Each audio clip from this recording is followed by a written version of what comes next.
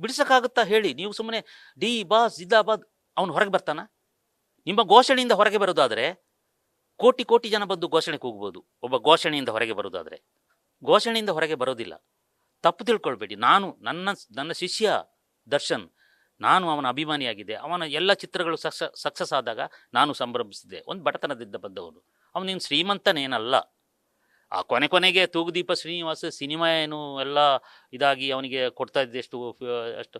ಆದರೆ ಆ ವಿಲನಿಗೆ ಒಂದು ವಿನಯತೆ ಇತ್ತು. ವಿಲನಿಗೆ ತೂಗುದೀಪ ಶ್ರೀನಿವಾಸ್ ವಿಲನ್, ಆ ವಿಲನಿಗೆ ಒಂದು ವಿನಯತೆ ಇತ್ತು. ಆ ವಿನಯತೆಯನ್ನು ಇವನು ಕಲ್ತೇ ಇಲ್ಲ. ಒಂದು ಅಹಂ, ಏನು ಸಕ್ಸಸ್ ಆದಮೇಲೆ ಒಂದು ಅಹಂ, ದೇಹಕ್ಕೆ ತಕ್ಕಂಥ ಒಂದು ಅಹಂಕಾರ, ಕುಡಿದ ಮೇಲೆ ಏನೆಲ್ಲೋ ಮಾತಾಡೋದು, ಆ ಲ್ಯಾಂಗ್ವೇಜು.